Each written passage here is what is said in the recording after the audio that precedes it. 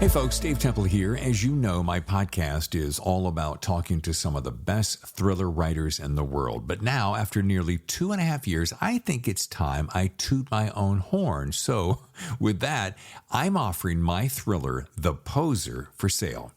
This thriller stars Hollywood detective Patricia Pat Norelli, a rookie cop working the overnight beat when one of Hollywood's biggest stars is found dead in her Hollywood Hills home. The only problem, the star just won an Oscar and is found dead only hours later.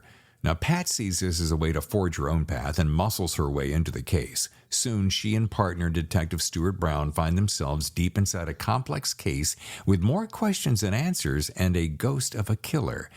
Now, this isn't my first self-published book, but it's the first one I'm very confident you're going to like. I'm pretty proud of it. And for the rest of this month, you can get the ebook for only $5.95 or the paperback for $13.95. Now, since I do this weekly podcast as a free service, perhaps you'd consider this a way to help out your fellow thriller author. Okay, here's the link. davidtemplebooks.com/books. Okay, there you'll see The Poser. Just click and you're on your way. Again, the link is davidtemplebooks.com/books. Otherwise, just head over to Amazon. Okay, thanks for your support, and now on with the show. Welcome to another bonus edition of The Thriller Zone. I'm your host, David Temple. As I mentioned the last 3 Tuesdays, I'm making available to listeners of The Thriller Zone the audiobook version of my thriller, The Poser, starring rookie detective Pat Norelli. And this is it. So without waiting any longer, I present the conclusion of The Poser.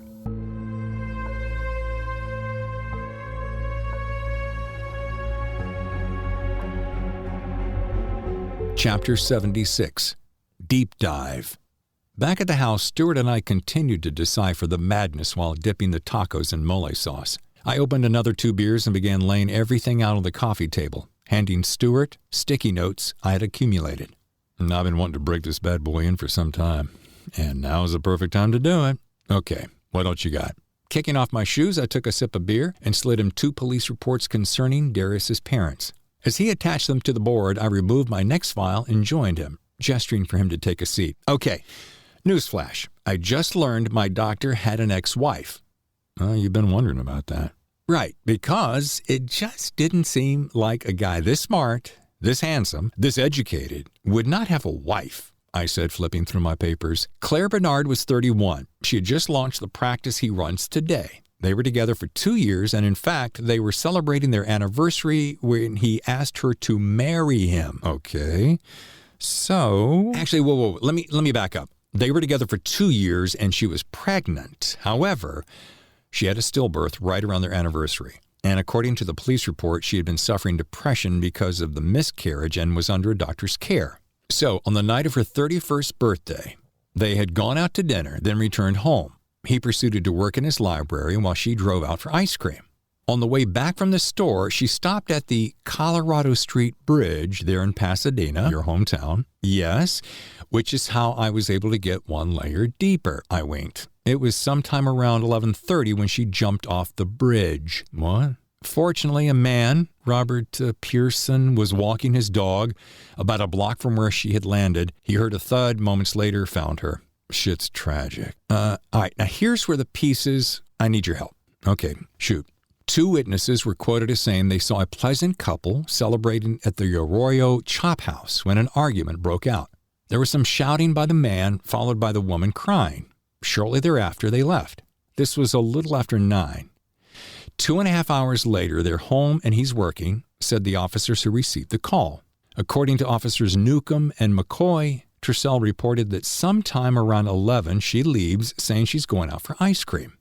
Hey, just for curiosity, let me pull up a map on my laptop and connect it to the overhead.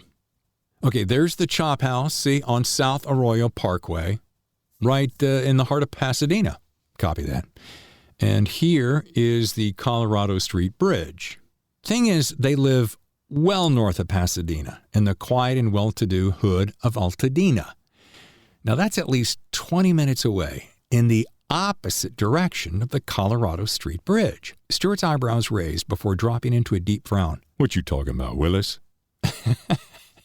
Exactly. So why do they have dinner in downtown, drive north 20 or so, then she drives back south, only to... Right, when there are no less than a dozen ice cream shops, grocery stores, neighborhood markets, and such within blocks of your house.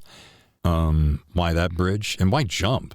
Well, the bridge is famous for jumpers, why it's called Suicide Bridge, sadly. And to your point, no idea. Freaking violent way to go, if you ask me. All right, wait. Take me back to the police report. He said, reaching for my notes. All right, let's see. Is there any report of evidence? Bruising to her? Well, that would be pretty tough to find, dropping, 150 feet? 15 stories. Yeah, no one survives that. Autopsy report? Not pretty. Between her face, hands, and you'd never see prior damage. Okay, so they went to dinner, got into a fight. Don't know why, not important. They go home, he works late, she heads out for dessert. She never came home. Funerals a few days later, he goes back to work. Life returns to normal, whatever that is. Case, open and shut. Okay. That is, or rather was, the weakest link in my chain so far, until I started looking at the dates. Like... I placed a grid on the board with everything in blocks and cross-referencing dates. Follow along. Father died when Darius was 10. It's 1986. Mother died when Darius was 15. 5 years later. It's 1991. Right. Fast forward to 2011. Darius is now 35 when his 31-year-old wife dies. We looked at one another. Go on. Okay, so I'm talking to Darius in a recent appointment. And for whatever reason, he opens up to me. Something, well... He rarely does, and proceeds to tell me all about a girl in his psych class at SDSU. As part of their work, they're studying suicide. And in their third semester together? No. Yes. What? They're romantically involved. At least that's what I surmised from their yearbook, along with a short conversation I had with their psych professor. Let's see, Dr. Jack Carr said that they spent all their time together, which included classes, labs, internships, and thesis papers, always together and at the same facilities. Get this, even for target practice. His eyebrow shot up. Wait a minute, you mean he mimes putting a gun to his head? I nod. She killed herself 3 weeks before graduation. What the... Wait, what year is it? 1996. Darius was 20. Stuart frowned. All right, I'll come back to this, but let me jump ahead a second. It'll help later. You hang with me, all right?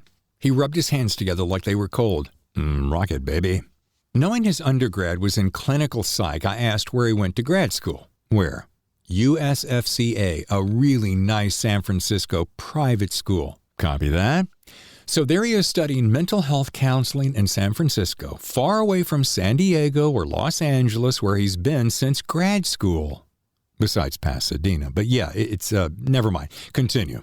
Okay, so thesis work is intense, hours are long, but you still have to have a social life, right? And so he's dating this gal, Stephanie Oliver. Beautiful. I've seen pictures. Smart. Her grades were amazing. And maybe just a wee, I pinched my fingers together, bit cray-cray. But one day she, now follow me here, no fucking way. Yes, way. His head whipped toward the board. Wait a minute. By hanging herself? What year? Okay, 2006, he's 30 now. He slapped his hands together. Oh, fuck. Every 5 years. And that is when the coincidences start to mess with my head. Remember I said a second ago, remind me to come back? Yeah. So back to 1996 and Rebecca Cheswick. Oh, stop 1 second. I gotta pee like a racehorse. Do it. While he went to the bathroom, I realized my phone had been silenced for a better part of the day. So I checked messages and see that there were 3 calls and 2 texts. One call looked like it was from the office. One was from Shay, and one was from Sharon Gladstone. There are 2 texts. One from Shay said she just left me a message, and the other from Dr. Tercel. I replayed the first phone message from yesterday. Hi, Detective Norelli. It's Sharon Gladstone from the Getty. I wanted to speak with you about something that, I don't know, could be helpful. I'm sorry. I know I sound kind of scattered, but okay, this is crazy. I'll try you again tomorrow. Perhaps we could meet up for a coffee or even a lunch here at the Getty. You'd be my guest. Okay, gotta go. Thanks. I considered calling her now, but looking at my watch, decided it was too late and made a note to call her first thing. I listened for the next message. It was Shay.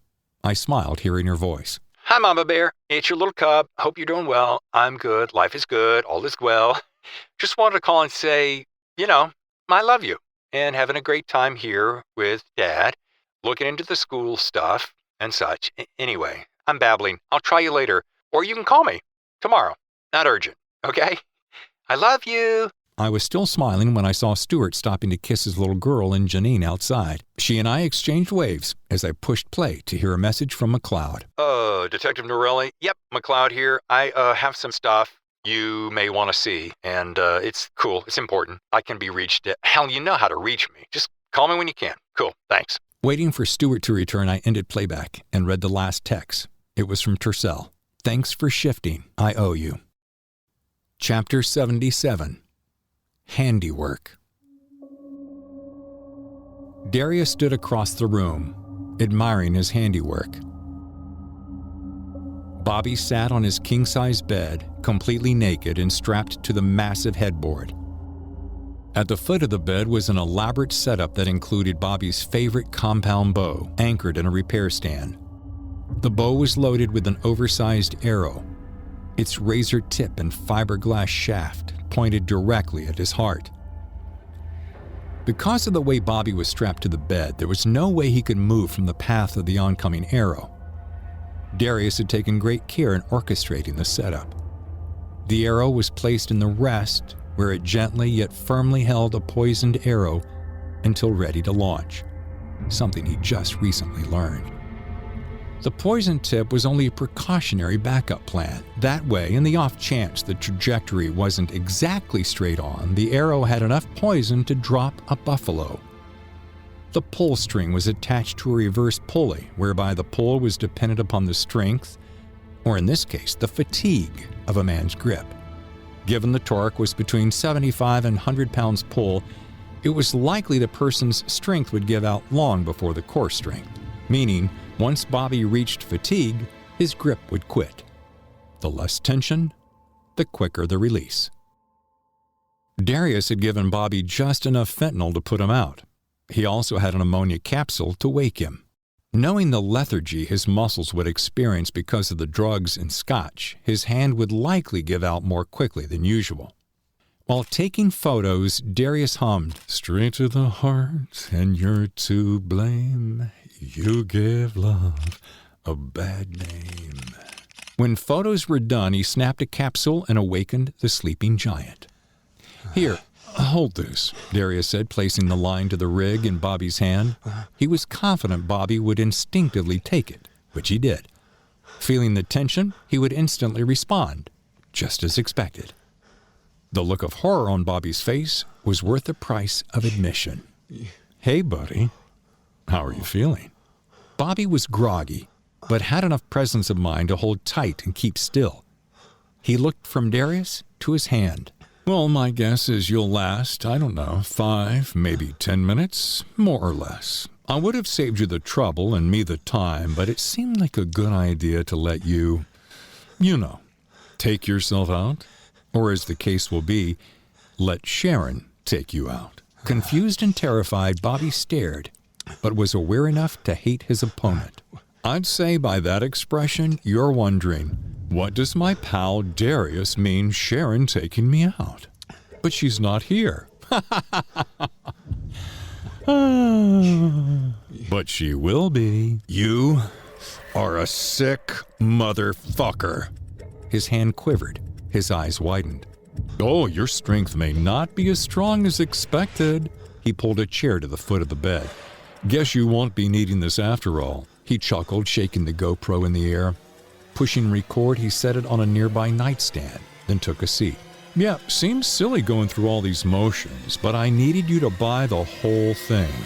Bobby's breathing was heavy, but he didn't budge. Not an inch. "Yeah, the look on your face." "Did Darius really intend to give me that video?" "Yeah, no." "How about this? Did my pal Darius really hypnotize me all those times in his office?" "Yes." And you know what? You are, or rather, soon to be were, one of my very best students. Oh yes, you always went under quickly, always followed directions precisely, and never remembered a thing. The only one better than you is my girl, Angie. Now there's a straight-A student. You son of a bitch! You will burn for this. I don't think so. As you can imagine, knowing my attention to detail, I've thought of pretty much everything. You fucking fuck! He swallowed hard, making his hand shake. Watching the compound bow shimmy, he caught himself. You may want to save your energy, Bobby. Were you expecting someone, Bobby? Of course not, you fucking maniac! Bobby spat, trying with all his might to control himself and to remain steady. As Darius left for the other room, Bobby stared and sweated. After a moment, he heard a familiar woman's voice. His eyes darted from the compound bow to the doorway as sweat streamed down his face. Well, look who's paying us a surprise visit, Bobby, an old friend of yours, Darius said, entering the room and holding a woman's hand. Her body was just out of view. Such good timing. Just then, hello, Bobby. Hello. Oh, hello, Bobby. Holy shit. Darius clapped. Gathering herself, she got closer and raised a pair of handcuffs in the air. Enjoying Bobby's confusing stare, she purred, "Remember these?" The fuck? What the I thought you were... Yeah, Not quite, but you came pretty fucking close, she shouted, lunging toward the bed, causing him to nearly lose his grip. Darius quickly stepped in. Hold on, whoa, Elizabeth, Bobby and I were just in the middle of, how shall I say, a very delicate conversation. Perhaps you would like to watch? Well, my, this is quite the setup you have here, Bobby. Looking at his privates seems to have changed your perspective, yes? You fucking bitch. I should have held on longer. Made sure I finished the fucking job. Darius crossed the room and pulled out a chair for her. May I offer you a ringside seat? Why, thank you. If you and I were on equal ground, Tercel, I'd crush you with my bare hands. But that's not going to happen, now is it, Bobby? His hand trembled. The bow shook. His eyes widened. The string wobbled. His breathing increased. The sweat flowed. Any last words, Bobby? Yeah. Why? You're an insane fucking nut job. His voice quivered, eyes shifting rapidly back and forth between the bow and his opponent. Darius glanced back at Elizabeth, who blew Bobby a kiss. Sweat ran into Bobby's eyes. After several beats, he growled, "You're a greedy prick, Tercel." Really? Seems like you're the greedy one, Bobby. You had Meredith, but I was the one who really wanted her. You did nothing but mistreat her, where I gave her nothing but kindness. In my office and her bedroom. He stopped to watch Bobby absorb the truth. But you had to beat her to get your way, and all she wanted was to love you. Then you got her pregnant. Oh, and you didn't even know it was yours. As far as we know. Bobby's hand trembled as sweat drooled from his forehead into his eyes. Frankly, I think it was mine. Or was it Gray's? Or perhaps Tommy's? He smirked, turning to Elizabeth. Hell, so many were tapping that fountain of youth, it was hard to know. The color was rapidly draining from Bobby's face. But no, I wanted her all to myself. More than Sharon, much more. More than anyone. And you ignorant Neanderthal, had her right in the palm of your hand, he said, looking at Bobby's hand, now white with fatigue. Bobby tried to steady himself. So tell me, Bobby, how do you see this movie ending? You're the director, after all. Bobby's eyes bugged. His hand trembled as his grip loosened. Just then, the rig shook as the bow released. Launching at 300 feet per second, the arrow fully penetrated Bobby's heart, pinning him into the headboard. "Holy shit!" Elizabeth shrieked. Seconds later, Bobby's last breath escaped and his head dropped. And that's a wrap. Darius laughed, spinning toward Elizabeth, whose face was a mixture of terror and passion. That was fucking intense. And so was the video of you two. I saw it on his phone. Oh, you liked? Just what the doctor ordered, he said, bouncing his eyebrows. She circled her lips with her tongue. Now, how about you and I pick up where you and the late Mr. Shapiro left off?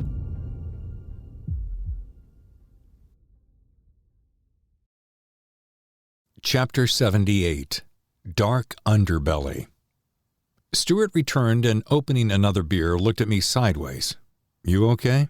Yeah, just got some messages that, well, I'll share in a second, but I want to wrap this up, I said, still distracted from the last text. He waved for me to continue and said, okay, so we were talking about Rebecca Cheswick, the one who shot herself?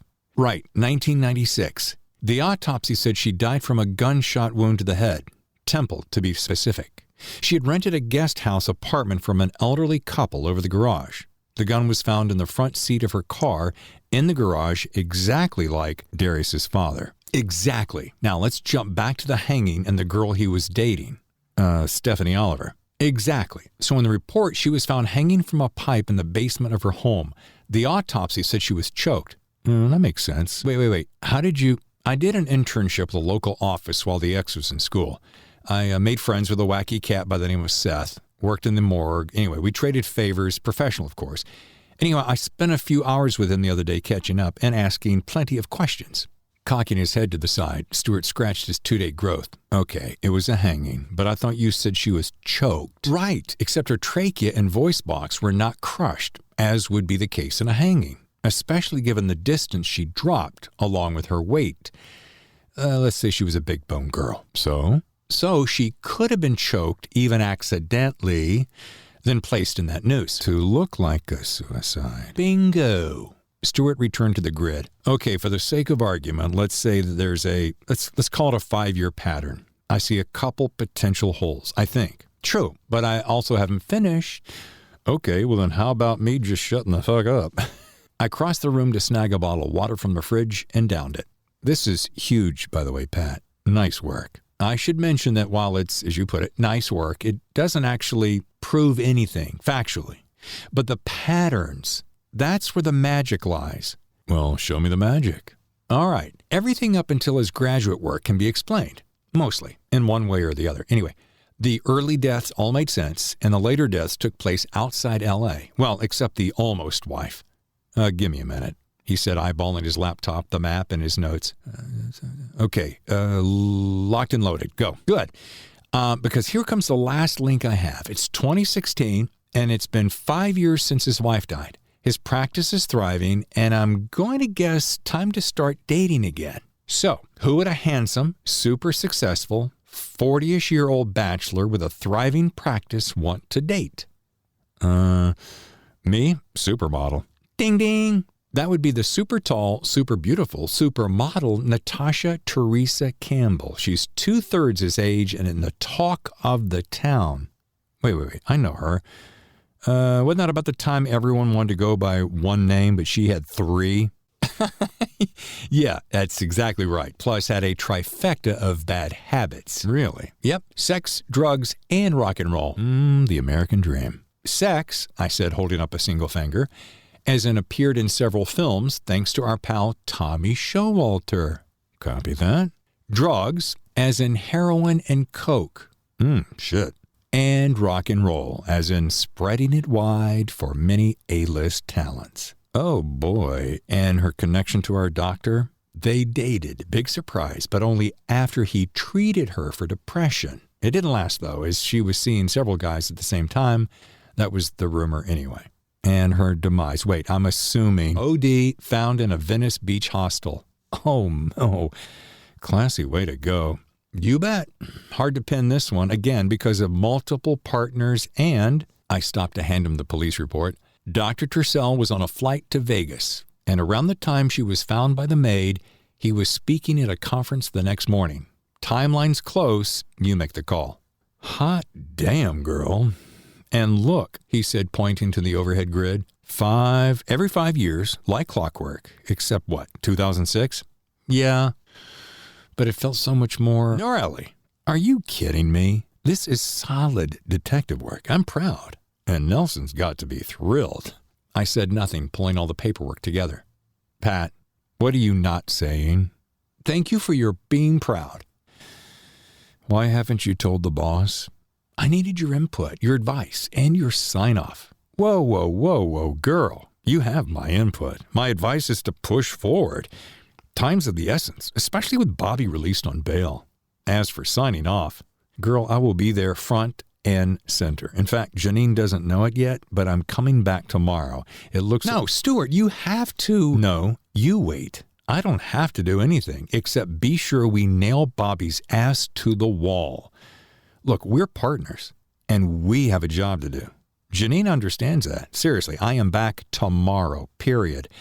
And I'm talking to the captain about pulling 410s. Same amount of work, more time with my girls. Smiling, I gave him a hug. And in the meantime, I said, brushing away a tear, first thing tomorrow, I will get extra coverage for Shapiro and Gladstone. They're the last pieces of the puzzle that will put this whole thing together. Chapter 79. Bloodbath. Angie had patiently waited in her car, sipping a bottle of water and listening to the sounds of the evening. It had taken longer than expected, but shorter than anticipated. When all but one of the lights had gone out, she sent a text to Darius. The deal is signed, just waiting for approval. Darius was weaving through one of many prestigious neighborhoods, keeping as low a profile as possible, when his phone pinged. He slowed to a curb, read it, and replied, "Thank you, give me 10.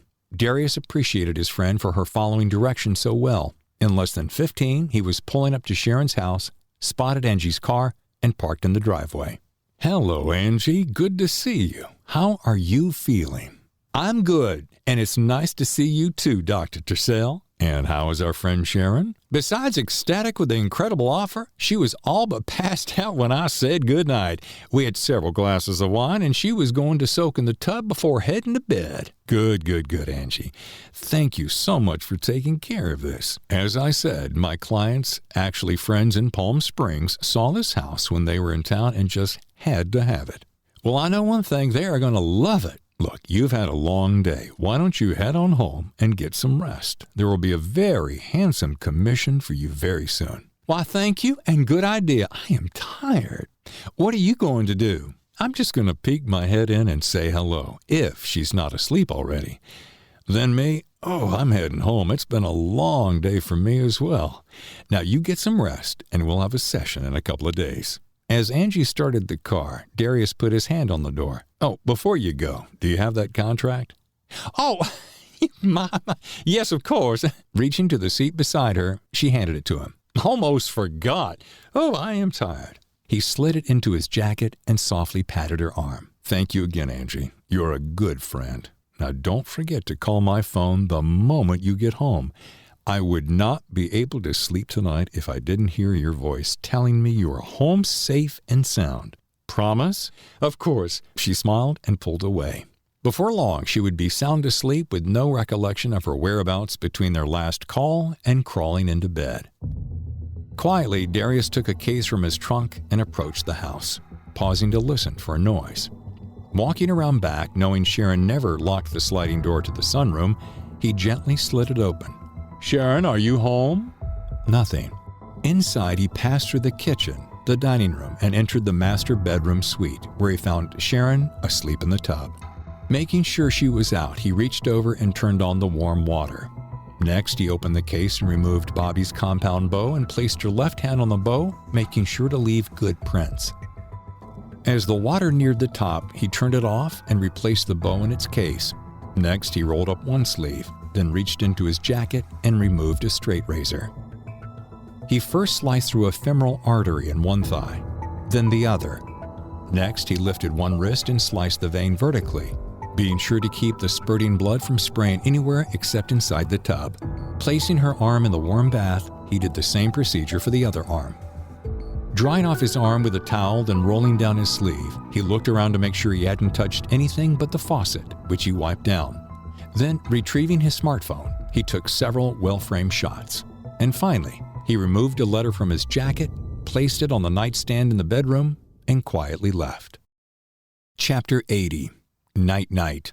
Heading home and picturing a long, hot soak, I pulled out my phone and sent a voice text to Shay. Hey, baby girl, been a long day, about to crash. If you need me, I've got 20 free, or we can talk over coffee in the morning. Love you. The next voice text was for McLeod. Hey, got your message. I'm toast. Let's chat at 8 a.m. Good night. The next voice text to Stuart. Thanks for today.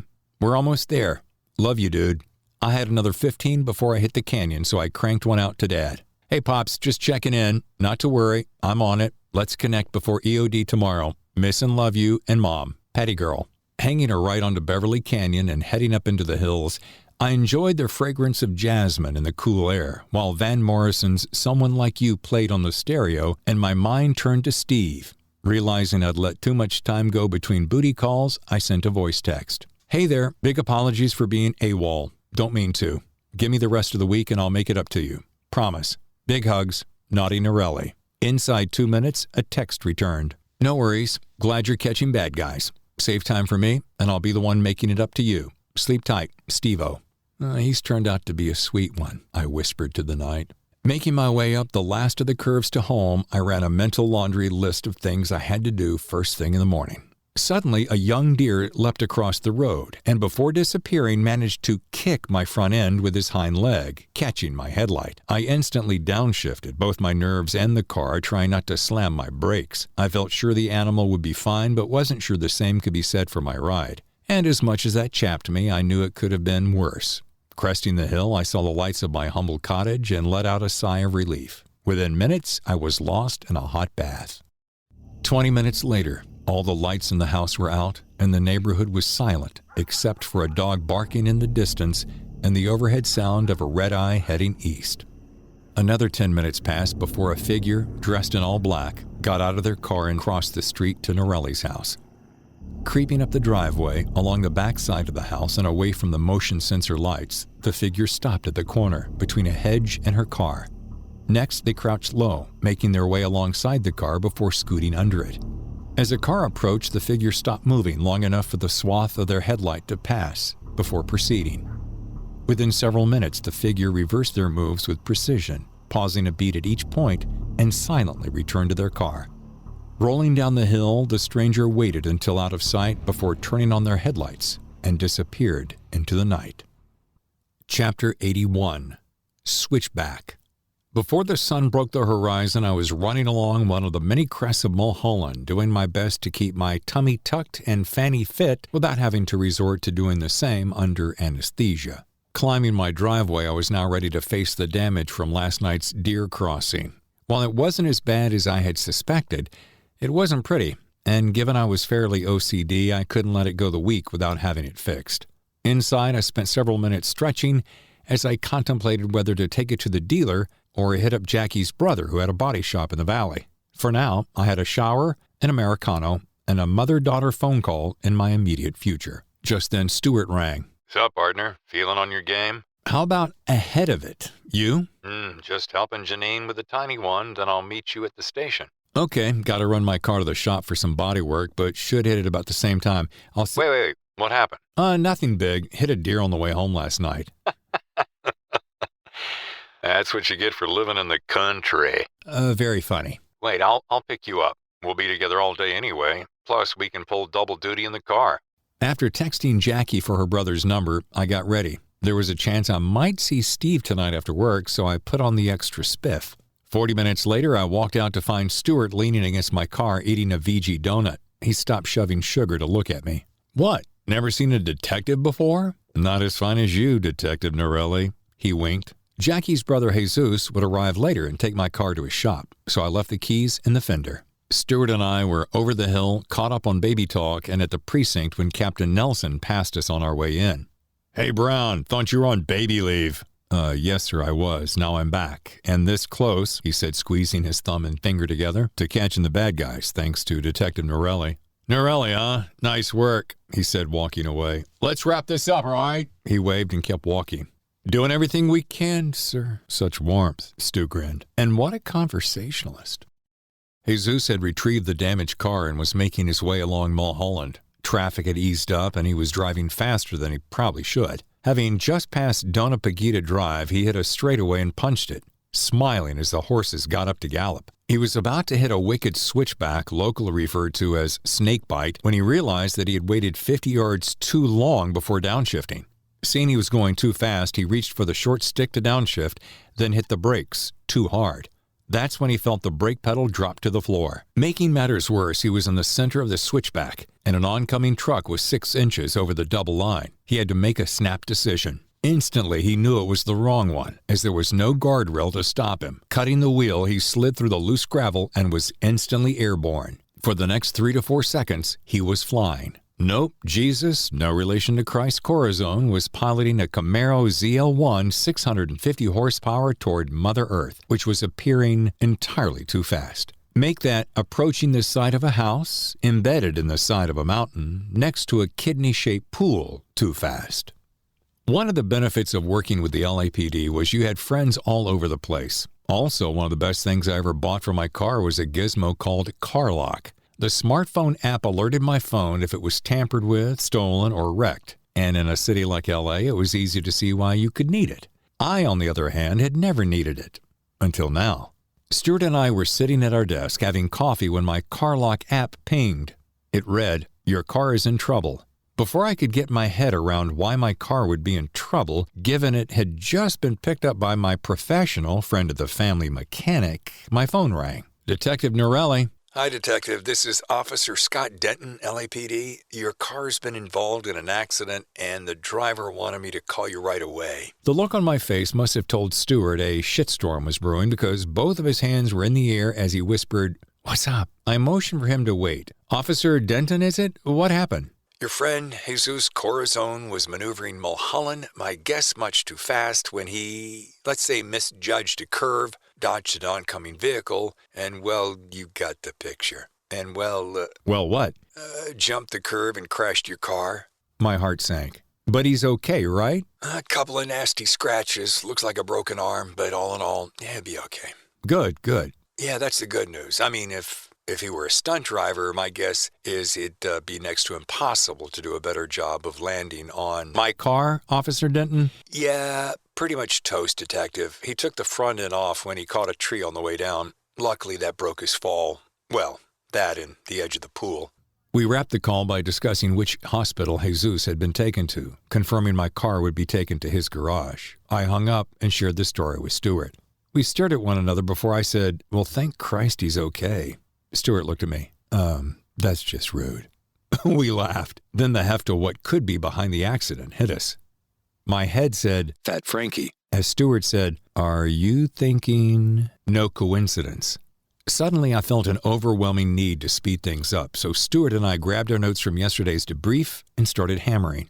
Let's revisit that call I got from Sharon. She sounded pretty distraught. Wanted to show me something I'd find, she said, helpful? "That's easy," Stuart said, flipping open his pad, then dialing a number. "Hello, this is Detective Brown, LAPD. My partner and I, Detective Norelli, met Ms. Gladstone recently." "Oh, that's right, we did meet. Nice to meet you again. Wait, let me put you on speaker. Tell me, is that unusual?" Yes, it is. She's an early bird, arrives earlier than most, and works later than everyone. Pretty much every day like clockwork, but we haven't heard a word from her, and her phone is, frankly, never outside her reach. "Hi, this is Detective Norelli. Is there anything else, strange in her behavior lately?" Well, truth be told, she has been on edge lately, more than usual.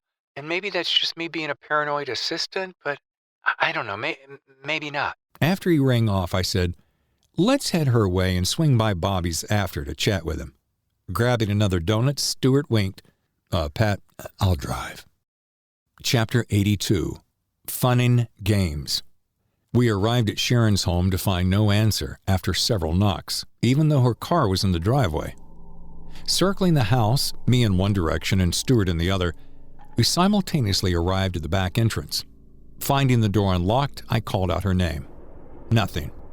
Giving one another a nod, we slowly moved through the house, room by room. Then we smelled it. The unmistakable fragrance of death. Approaching the master bedroom, we immediately knew what we would find in the bathroom. Holy shit, we said simultaneously. Without skipping a beat, Stuart dialed Jackie. She answered on the second ring, telling us she could arrive in 20 as she was wrapping a job nearby. He texted her the address as a backup, then stepped across the patio to call HQ. In the meantime, I retraced my steps to the kitchen area. Finding 2 empty wine bottles but no evidence of struggle, I kept looking. Nothing out of the ordinary until I ended up back in the master bedroom. On the nightstand, propped against a crystal lamp, was a suicide note. Taking out long tweezers, I picked it up and placed it in an evidence bag. Looking outside, I saw Stuart was still on the phone, so I pulled up Bobby's address, punched it into my smartphone, then rang the Hollywood Mole. Okay, thanks. Stuart said, re-entering the house. How about we call... I turned my phone so he could see calling Shapiro. Wish I'd thought of that. Hi, this is Detective Norelli. May I speak with your HR department? A voice mumbled something and I instantly heard on-hold music. While we waited, I motioned toward the door, making a face like I was about to vomit.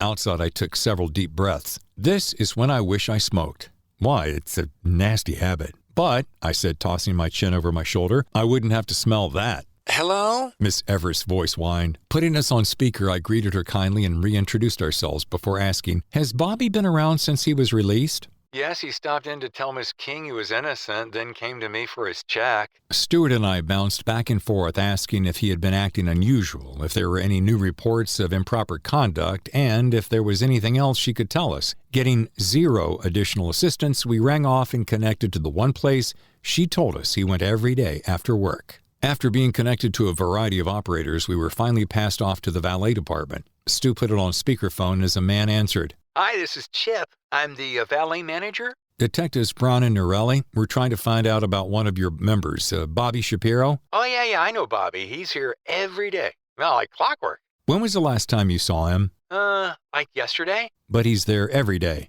Yeah, real gym rat. Always tips big too, man. As we saw Jackie arrive, Stuart rang off. Nice to see you, girl, I said with a hug. You too, considering the circumstances, she said, giving Stuart a fist bump. Entering the living room, she whistled at the digs. As we stopped at the door to the master bath, she said, and the hits just keep on coming. Look at this, I said, opening Sharon's note. She read aloud. It was time for the madness to stop. Meredith took so much from me. Her life was all I had left to take from her. And when Bobby told me he was going to turn us all in, I had to stop him. As crazy as it sounds, I couldn't handle the guilt. I'm sorry Mom and Dad love Sharon. Pfft. Looking at one another, we frowned. Yeah, I don't think so. Eso es una locura. Stuart raised his eyebrows and she said, that shit's crazy. As in total bullshit. Within minutes, the room felt like a flash mob. One moment it was deathly quiet, and the next it was lit up like Grand Central Station. There was a full forensics crew setting up in one corner and some tall guy in a suit none of us knew in the other. He gave no introduction, so we let it ride. Why all the fuss? I began when Stuart pressed a finger to his lips, waving me back outside. Outside, Stuart said, someone higher than us wants this looked into faster than usual. Or to watch how I'm handling this case. Chapter 83. Deep Dive. It wasn't long before we were pulling up to Bobby's house. The gate was open, his car was there, and all looked normal, but felt hinky. Walking toward the front door, I touched the hood of his car. It was cold, which told me he hadn't likely gone anywhere this morning. Recently, anyway. Stuart rang the doorbell. Cleaning his sunglasses, we waited. Nothing. He knocked, tried the door, but since it was locked, we started around the house. Just like before, he in one direction and me the other. After knocking on the back door, we entered through a sliding door to find a handsome living room that was certainly a guy's place. The TV was on to a sports channel with the volume down. Most of the lights were on, and there were empty bottles and glasses scattered about like a party had taken place. Stuart called out his name a couple of times. Still nothing. We drew our guns and continued moving through the house, splitting up to cover more space and less time. Nothing was in the front of the house. We met at the master bedroom, where our questions were answered. Lying on the floor next to Bobby's bed was a massive compound bow, just like the ones we saw at the Straight and Arrow. There was also an arrow straight through a very dead Bobby. His head was slumped over, but his eyes were still open. His frozen expression seemed to say, What? Shit, Stewart said, holstering his gun. Someone got right to the point, I said without thinking. He looked at me and frowned. There's something you don't see every day. Yeah, went out to hunt it instead of the hunter. Okay, let's run this before we call it into Jackie or the captain. Copy that. I bent over to examine the arrow. In a whispered voice I couldn't help. Straight to the heart and you're to blame. Looking over at my partner, his expression said, Really? Too easy? How about too early? We couldn't help but chuckle, even amidst the horror. Stewart backed up to examine the whole room, and we both scanned the room for a suicide note. After all, it seemed to be all the rage. Coming up empty, Stewart smirked. Can this get any weirder? We made our way through the rest of the house until we ended up in another master. Stopping at the door, I involuntarily gasped. Ha! Partner, it just got weirder. Stewart rounded the corner to see what I saw. A woman in her early to mid-30s, blonde, very beautiful, and quite dead, and tied up in the middle of a large, modern four-poster bed. What the hell? And who do you suppose this is? I circled the opposite side to observe the elaborate contraption. Partner, whatever happened to just good old-fashioned sex? The woman was hog-tied and on her knees, her wrists bound together behind her back, then tied to her ankles, all with silk scarves. Another several scarves were tied together, wrapped around her neck, then looped over and tied off to a metal bar overhead. Obviously, the complex contraption was orchestrated so that the more the victim struggled, the closer they would come to their ultimate demise. I've seen this in bondage videos, but never in person, Stewart mumbled. With all the bindings, it was anyone's guess whether her being blue was due to the loss of circulation, the length of time in that position, or both. Either way, Jackie would know. Stewart had a quizzical expression. You think sex got out of hand and he freaked, or... Nah, our guy wouldn't freak. Whoever's behind this made it look exactly like what we wanted it to look like. Too tidy. Entirely. Back in Bobby's room, we walked around the bed several times, examining the elaborate setup. I'm guessing they haven't been dead that long. Just then I had a thought circle my head like a trapped bird. Stu, let's, just for the sake of argument, say Sharon came here, killed him, and then drove all the way back home to kill herself. Looking back toward the other room, I added, Oh, and was she done before Bobby? She'd have to have been, right? Perhaps, or maybe, like you're noodling like you are. Sharon walked in on their kinky, and in a jealous rage, Maybe, maybe not. But just to think outside the box, like we're doing here, what if she's doing a 2-for-1? What? I paced the room, as in, you've come this far, got nothing to lose, and go out in a blaze of glory? And like I said, our guy wants us to do exactly what we're doing, trying to make sense of the chaos, when in reality, that's where my money is. I motioned for Stewart to join me outside, and after a deep inhale said, You know what this is, right? What? Variety. Explain. Remember the variety of methods in our earlier conversation about suicides? He nodded. Some time ago, someone found their father dead and imagined, my adrenaline surged, that if a person wanted to get rid of someone, they'd stage a suicide. Like your list, he bobble-headed. So the span of time keeps you out of view, and the variety becomes the calling card. Yes, and maybe even along with the way the bodies are posed. All we have to do is catch him before his next pose. Chapter 84. She Said. For all practical purposes, Stewart and I felt we had uncovered the killer of not one, but potentially 4 murders inside the past week. Now, ordinarily, that would be enough to validate a celebration. However, we had different ideas about the matter. I'd gotten a voicemail from my insurance company and wanted me to contact them, but I had little patience for that and wanted to see the car now. Cranking through Hollywood and jumping onto the 101, we would be in the valley in a blink. Just about the time I began to fantasize about the next car I'd get, McLeod sent a text saying he heard the news and wanted the dish. I invited him to join us for drinks. Then, just as we descended into Studio City, Jackie pinged to say the suit wanted to see my report before anyone else. Just blocks from the shop, I saw Dad had left a voicemail, so I listened to a message about them already having an offer on the house. Well, that's great timing. Stuart had been following the barrage of incoming messages the whole way, but hadn't said anything. With a sigh, I whined, "Can I join your maternity sabbatical?" Standing in the bay of the hot, noisy, and grease-stained body shop, I nearly burst out crying when I saw my baby, a scratched and tangled, wet and twisted hunk of steel on a tow truck. Stuart wrapped his arm around me. Baby, she didn't feel a thing. An enormous and fully tatted employee with an oval name badge that read Mongo eyeballed us for much too long before shuffling our way. Looks like a long stretch of hard time, I mumbled before he was within earshot. And then some. Approaching, he stood a half-foot taller than my already tall partner. He smelled like the inside of an oil pan, but he had unusually kind eyes.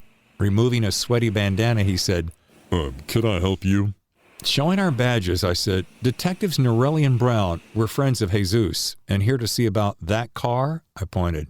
His expressionless face morphed into a huge smile, revealing a row of white teeth. Front and center was an enormous gold cap with the letter M adorned in sparkling stones. Charming. "Any friend of Jesus is a friend of mine," he said, extending a huge, filthy hand. I bypassed the grease and instead shared a fist bump.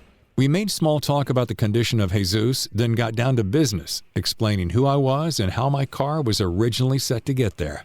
Big reason for coming right away is to see why the car lost the brakes. With a wink and a lopsided grin, he said, "Well, let's take a peek and see what we can learn, Ms. Detective." Within minutes, Mongo and his team had the car unloaded from the truck and lifted high on a rack, where we were all underneath looking at her belly. "Oh shit, yeah, not good. Look at this, Miss Detective," he said, shoving his head in between parts I never knew existed. "Yeah, the brake lines, they were cut. Whoever did this knew what they were doing. Cut the line just enough so after a short drive and a couple of good pumps, it'd give out." "What the fuck?" Mongo grinned. "What she said." Chapter 85. Plan C. Evidently, news had quickly spread as we returned to the precinct with applause from a handful of officers. We gave nods like we were receiving an award. On the way to my cubicle, I tossed an in-and-out bag in the trash and noticed a blinking red light on my desk phone. Turning to Stuart, I said, "Since when did we—" "New phone system, put in overnight," a rookie named Roger said, handing us both a notice. I tossed mine in the trash. Stuart scanned his. "Yeah, I heard it was coming. Named call management or something like that, so we can't ignore them." Mission accomplished. He grabbed a cup from his desk and tossed his head toward the canteen. While he went for coffee, I went for the phone, punched keys, and listened to a message from Sharon. Detective Norelli, I've been trying to get hold of you. I have something you really should have. I'm nervous a little bit. It's a video that shows, stuff you need to see. I don't want to say much more until... wait, I've got to go. She sounded scared and maybe drunk. The noise in the background sounded like a restaurant. At the end, it was obvious she was meeting a man. The timestamp said it was received at 6:17 last night. The machine blinked another light. I pushed play. "Hello, Detective. If you're hearing this, you've no doubt survived to live another day. Life has a way of changing in the blink of an eye, doesn't it? Oh, and you can disregard that last message. You won't be watching anything anytime soon." My skin crawled like 1,000 spiders. It was unnerving, but the message was even creepier. And the timestamp, 12:04 a.m. Who was that, and what did they mean if, and change how? Stuart returned with 2 cups. Handing me one, he stared. "Uh-oh, what's wrong?" "Just listen." I put it on speaker. Watching him, I tried to recall the last time I saw Sharon. After hearing both messages, he sat. "Now that is too damn freaky. Time to make our move." Later that night in downtown Los Angeles, at a secluded watering hole on 6th Street called Conundrum, we all gathered. Stuart got a hall pass from Janine. Steve hung his hammer for the day and drove up from Marina del Rey. Jackie put the morgue on hold and made the shortest commute from Echo Park. And McLeod joined us from the Valley. An old flame turned good friend, Gabe King, managed a joint named Conundrum. Gabe was wounded by an IED in Afghanistan and returned home to open a handsome speakeasy in the tradition of old Hollywood. He was built like a brick furnace and sported a beard that Grizzly Adams would envy. Even though he didn't look like he would own a classy joint like this, when he got back to the States, he said he wanted to do something completely different. So, after rounding up cash from friends and family, he never looked back.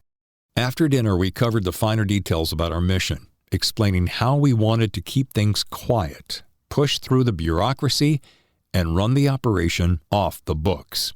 Given our suspected mastermind was behind a long series of murders, had remained undetected for decades, and was a formidable foe who should not be taken lightly, we wasted little time orchestrating our next steps, putting Plan C into play.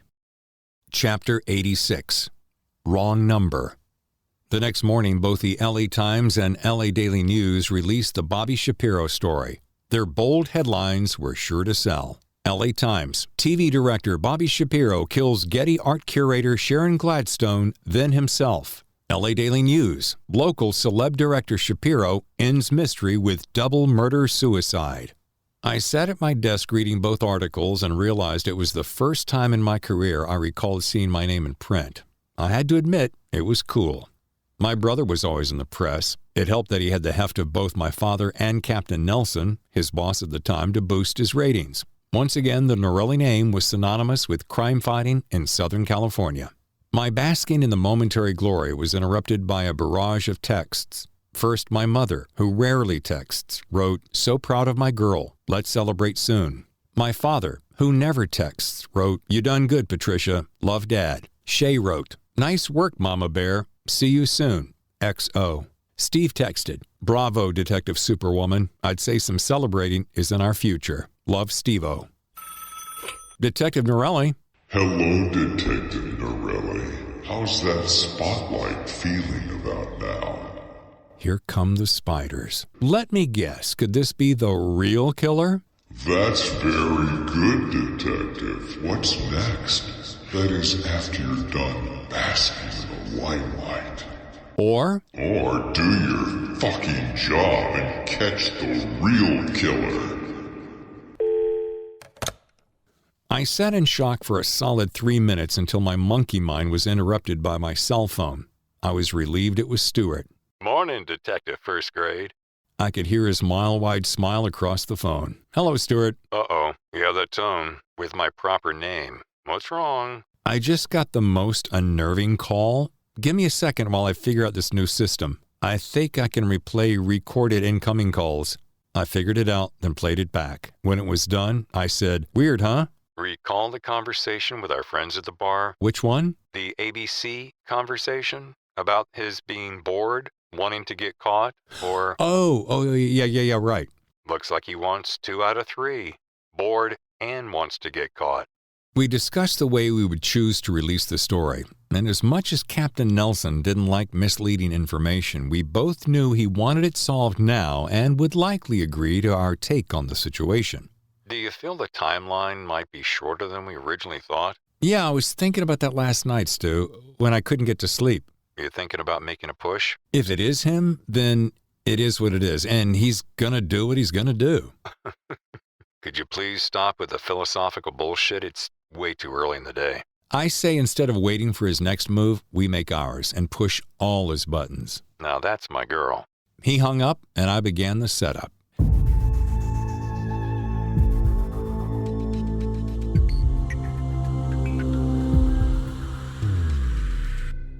First, I rang Tersal's office, asking the secretary if the doctor was in. She said he was with a client and would be for another hour. I asked her to tell him I had an emotional emergency and to call me at his first opportunity. Next, I texted McLeod with an address, telling him we needed to shorten our gap by stepping up the process.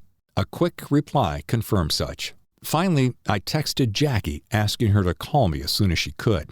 Needing fresh air, I walked out back to where the taco trucks parked. Snagging a short Americano and a bench under a tree, I began massaging several ideas. One involved taking the extra time to nurture a relationship with Tersal.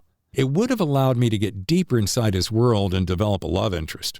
But we couldn't be sure when he would strike. Plus, having developed a keen patience for long periods between kills, we weren't sure he would follow his same previous pattern or what would trigger his desire to kill. The plan would force the situation by creating our own trigger, and there was one thing Stu and I knew. All suspects left clues somewhere, and more often than not, they were inside their own home. My mission was simple: find a way into his home.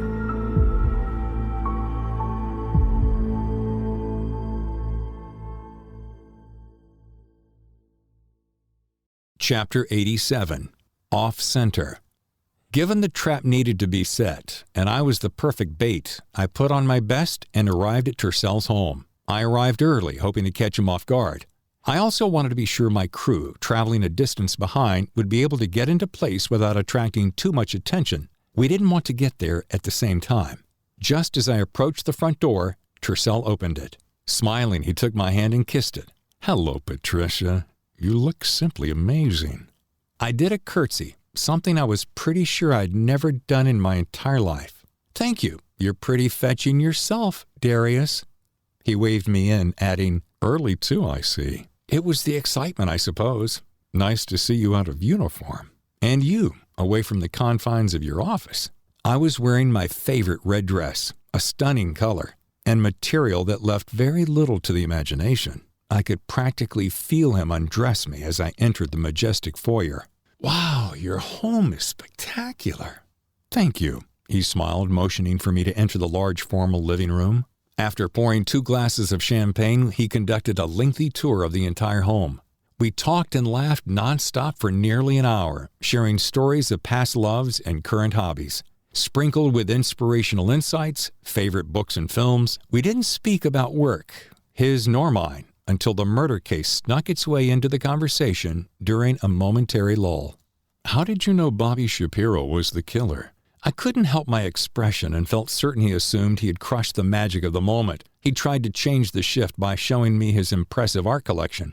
Not to change the subject, but to change the subject. I'll get back to that, but tell me, how are you able to acquire such an impressive collection of art? Several feel very familiar. Actually, Sharon Gladstone was instrumental in helping me curate such a grand collection. And they should be familiar. Over there, that's an original Warhol. There's a Peter Max and an Edward Hopper on this wall. And a favorite of mine is right here, he said, sliding his hand alongside an oversized frame. Lichtenstein? Amazing. I genuinely enjoy the art, and the light pouring in the room made for an overall serenity in his beautiful home. But most impressive is the Rembrandt, there, on the far wall. Not to boast, but certainly the most expensive.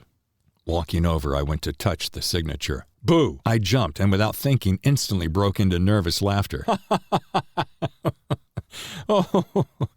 You know who you look like right there at the very moment? Who? Julia Roberts in Pretty Woman. What? That's hilarious. Laughing, he kissed my cheek. Please excuse me just a moment. Then we're going to have one more drink before heading out to dinner, which you're going to love. Sound good? With a nod, I flashed my brightest smile. Sounds perfect. Good. Be right back. As he disappeared, so did my smile. Reaching in my purse, I removed my phone and sent a group text to Stuart, Steve, Jackie, and McLeod. Get into position. After a beat, copy, returned from all in the group. I returned the phone to my clutch and rushed to decide what came next. Call it experience, a wild guess, or an educated hunch, but for some reason, and given his luxurious taste, I decided to do a quick search of the room. I wasn't even sure what to look for, but perhaps a secret panel, an odd switch, or just about anything could provide some resemblance to a clue. There wasn't enough time to scour the house, so I went with where I was standing. All the walls were completely smooth and covered only with meticulously placed, priceless art. The only fixtures were the recessed lights in the ceiling. Scanning the floor, I spotted a square pattern different from the rest. What caught my eye, amidst all the smooth, symmetrical lines of the hardwood floors, was what could be a panel. I bent over and pushed. It clicked open, revealing 2 simple buttons. One was red, the other blue. I pushed the red one, and the lights dimmed to 1/3 brightness. I heard something down the hall. Quickly, I clicked the blue button. Each piece of art slowly and silently slid aside, revealing entirely new framed art beneath. Stepping closer, I involuntarily gasped as I was caught off guard by what I saw. Chapter 88. Big Reveal. I heard Tercell's footsteps coming down the hall, but was frozen in place, visually devouring each of the hideous photographs. I couldn't help myself. One photo, older than the rest, was black and white and slightly out of focus. It was a woman who appeared to be in her late 30s, lying on a bed in a peculiar pose. Pills were scattered on the bed beside her, an empty bottle on the nightstand. Footsteps continued to echo down the hallway. Another photo showed a heavy-set woman hanging from the end of a rope. Her mouth was open and her eyes bulging as she stared at the ceiling. I was mesmerized by another gruesome photo displaying a woman face down on a city street. Her head was partially split open. Tercell entered the room just as my eyes came to rest on another piece of alternate art. He cleared his throat, breaking my concentration. I spun around and said, "Are these all the murders?" Expressionless, he remained silent. I couldn't help but turn back and gawk at another, where an old black and white photo of a man sat in the front seat of an old car. The perspective was from the passenger window, looking through shattered glass. A chunk was missing from the man's head. Without turning, I asked, "Is that your father?" "You really shouldn't have, Patricia. We were off to such a delightful start." As I stepped further away from him and closer to the art, my eyes fell on another piece. Meredith. Recognizing the Marilyn Monroe pose and slit throat, the photo was black and white except where the blood was, which had been hand-tinted a deep red to match her lips. Its ethereal quality resembled an X-ray. She, like you, had so much potential to be loved by me. His footsteps slowly approached, but I was locked on the images. They're all so haunting. Why did you have to rush things, Patricia? We had such a beautiful and seductive future ahead. Turning to him, my eyes shot over his shoulder, landing on Bobby. An arrow anchored him to a headboard. The colors were overprocessed, creating a psychedelic feel. My beautiful, intelligent Patricia. When I turned back to him, our eyes met. But these were not the eyes I had revealed my innermost secrets to these past weeks. They appeared darker and more distant, as though looking through me. Chapter 89. Surround Sound.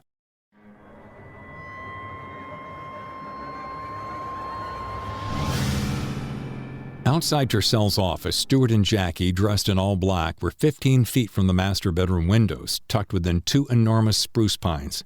She was wearing a 9mm and Stuart a .45. Both were holstered but unsnapped.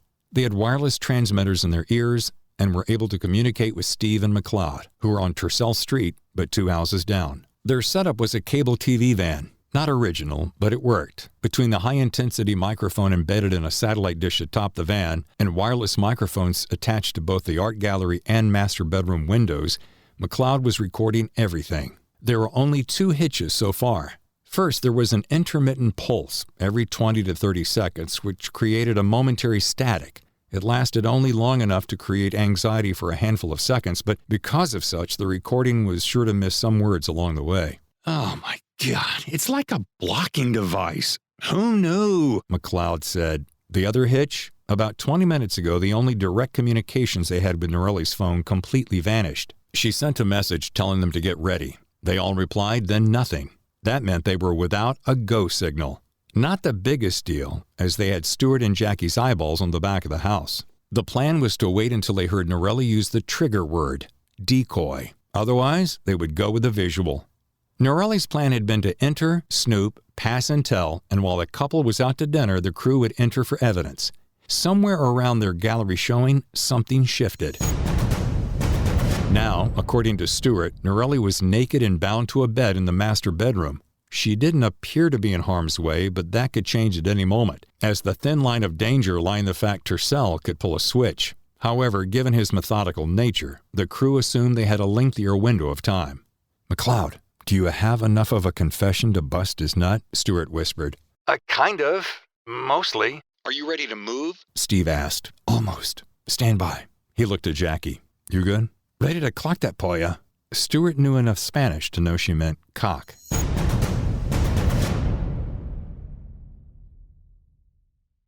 Chapter 90. Air supply.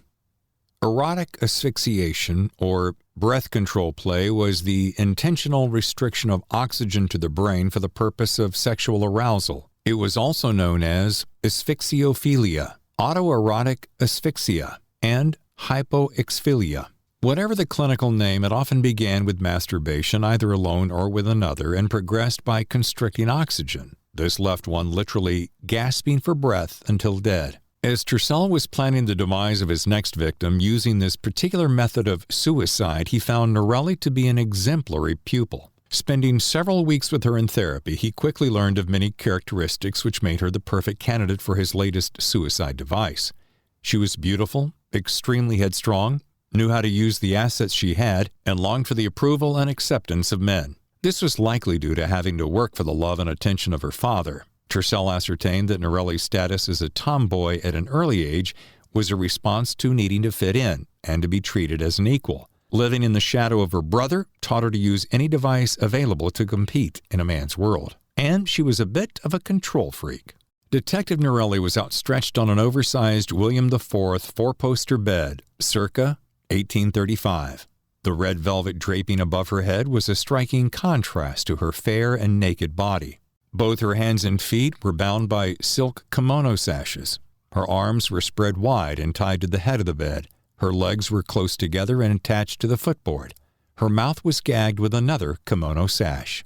Tercel stood at the foot of the bed admiring her striking figure. He wasn't sure which half, if entirely decipherable, was more attractive or seductive. His plans were to turn the evening's particular pose into his most epic, creating a dramatic suicide tour de force. It would leave those who discovered her breathless. Tercel had taken a luxurious time getting showered and shaved, using his immaculate preparation as the backdrop of luring his client and patient into his bedroom. Having spent days, if not weeks, imagining the encounter, his body had felt electrified with anticipation. He was wearing charcoal slacks, a black cashmere turtleneck, and black boots, all Prada. His handsome and shiny Cartier watch vibrated the top of the hour. Staring at Norelli created an instant and eager arousal. "I admire how you arrived an hour early for our date, no doubt hoping to throw me off balance." She struggled to no avail. He smiled without conscience.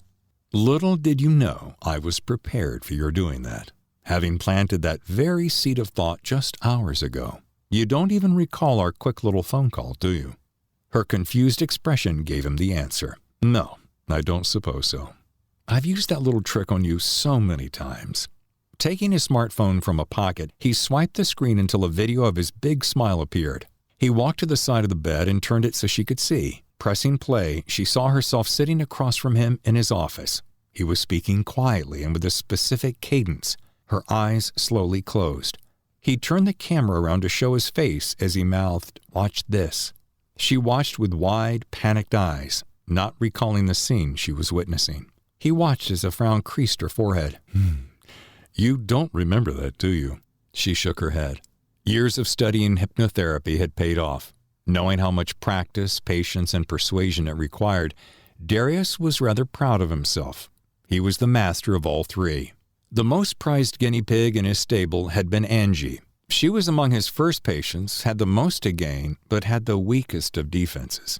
Meredith was his second, and the patient upon which he based most of his sexual experiments. Knowing her tendency toward the more perverse, she proved to be a most exceptional student. Now he admired his latest display of art perched atop his bed. Then, in a flash of anger, her apparent quiet sorrow exploded into a vitriolic rage. Gasping, she tried with all her might to kick him. "I'm guessing that's a no." Putting away his smartphone, he picked up a professional camera and snapped several pictures. "These, as you might imagine, will act as the before photos." Satisfied, he poured a glass of champagne and said, "Cheers." Chapter 91. True Confession. Tercel paced, wondering what to do now that his plans had been shifted by someone else. He needed to improvise. "I thought we could have a nice life together. You could have been my it girl," he smiled. "You have everything I want, all that I need, and I could have given you everything you could have ever dreamt for. My biggest gift to you would have been the love of a good man based on unconditional love. His expression shifted as he said, "Unlike your father. As for Steve, well, it would have been oh so easy to have taken his place. He's weak, just like Shapiro was." Writhing back and forth, I fought the bonds that held me, and as much as I wanted to scream, the strips of silk would muffle my efforts. Tercel walked over and removed the gag. "Oh, thank you. Thank you, Darius. Seriously. And I really am sorry. I'm sorry. Please believe me." His expression showed a flicker of confusion. "You don't mean it," he casually said, tossing the gag on the bed. "It was all so perfectly planned and executed, Patricia. Bobby takes the fall, and it is all sewn up. Or Sharon, however way the final details blew in the wind. It was a delicious plan. A quarrel ends in a standoff where two lovers die.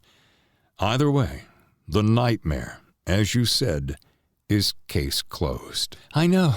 I know. I was stupid. So stupid. And I'm sorry. I really am, Darius. Please believe me." I couldn't get a read on his expression. What can I do to make you believe me? "We were having such a good time until you made it all go to hell."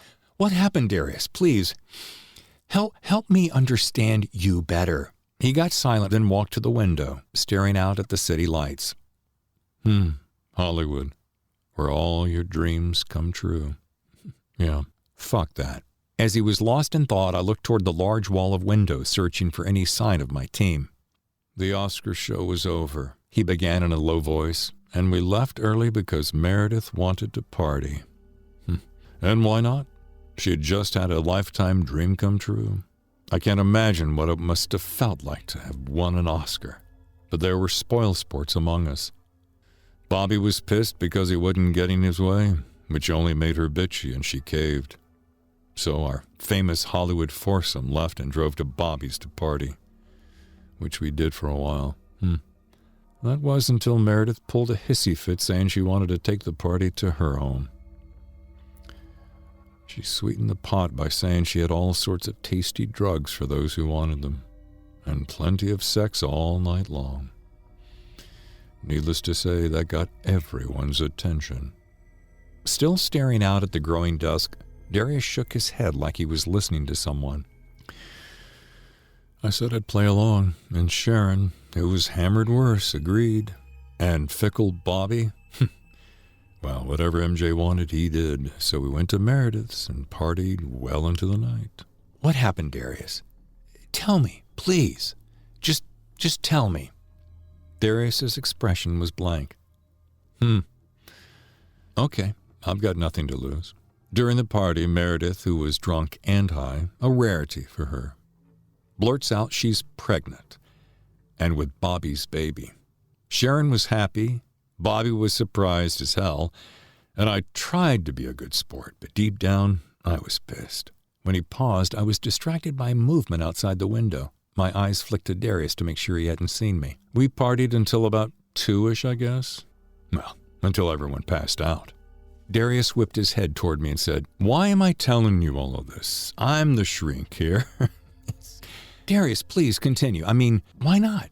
You know so much about me. It's plain to see we have a connection, whatever that is. And just maybe it's time," he mumbled just as he started to pace. He dialed his cell phone. "Hi, Angie. It's Dr. Tercel." "Yes, how are you?" He looked at me, then turned his back. Good.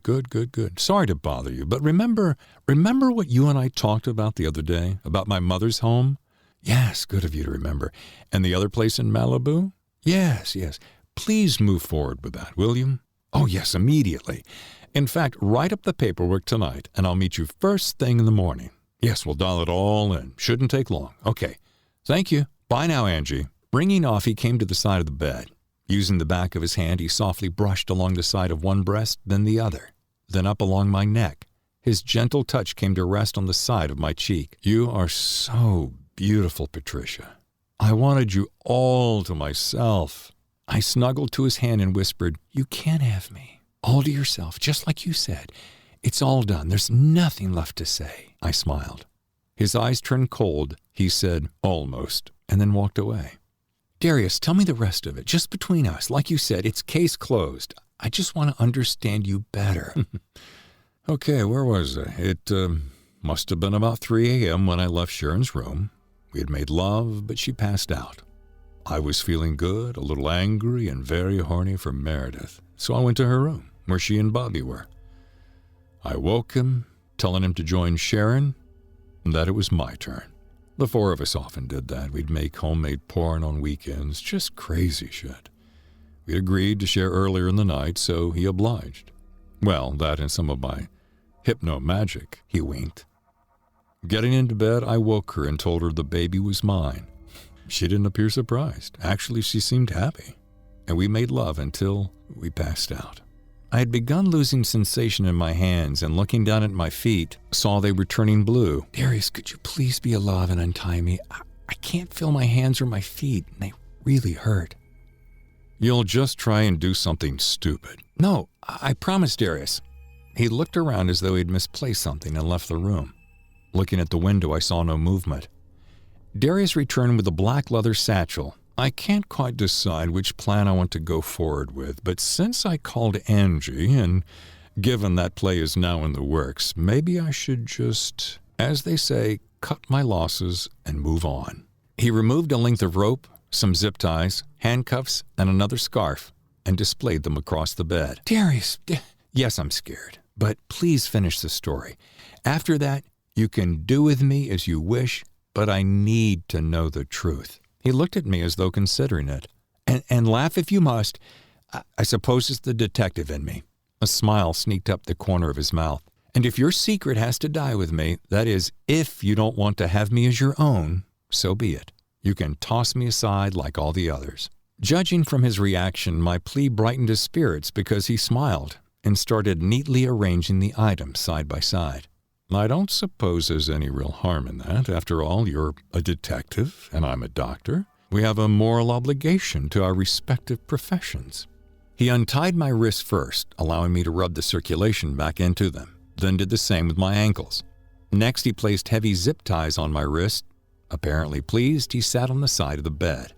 You know, Patricia, the one mistake I made that night, and perhaps in general, was not fully understanding just how much of a sex addict Bobby was. I mean, he had taken steroids forever, but he often was jacked up on speed, sometimes coke, and on a rare occasion meth. Anyhow, he was sporting a non-stop hard on that night. What I didn't learn until later, under hypnosis, was that he had awakened in the night and snuck into Meredith's panic room, which had a two-way mirror. And there he watched me and Meredith for who knows how long. Evidently, later when I woke up, still fixating on what I had learned earlier, Darius started breathing heavy, stood and walked to the window again. I was fuming. I mean, she was pregnant with that idiot's child. He seemed lost for a moment, so I whispered, "Go on, Darius, I of all people won't hold anything against you. We built our relationship on trust, right?" After a long sigh and a short nod, he continued, "I'm guessing when we started making love again, we must have been making a lot of noise. I think the speaker there in the panic room must have been on and awakened Bobby. As whacked as it sounds, he loved watching us. Anyhow, later I learned he had a GoPro and was filming through the glass. Then after when I began posing her, I guess Bobby freaked. Sometime between then and my shower, he must have grabbed Sharon and snuck out together. I think that's the sound I heard. His gaze looked angry, then shifted, making me think he was about to cry. I didn't know until later, when he told me about the video, he was planning to use it against me. Darius, is that why Sharon called me? Whipping his head toward me, his expression was as if I had just appeared. What? Is that why Sharon called me recently? I suppose. About the time Bobby was headed to jail, one of them got the camera. Then last night, I got my hands on it. Isn't it good knowing you can share your deepest secrets with me, Darius, just like I've shared with you? His gentle smile slowly melted away. It wasn't supposed to end that way, Patricia. After all the pushing boundaries, I guess we just got crazy and spun out. But when I learned Meredith was pregnant by that Neanderthal, I couldn't bear the thought. He sat frozen in silence for a long moment before quietly saying, Somewhere along the way a switch got flipped, maybe in all of us.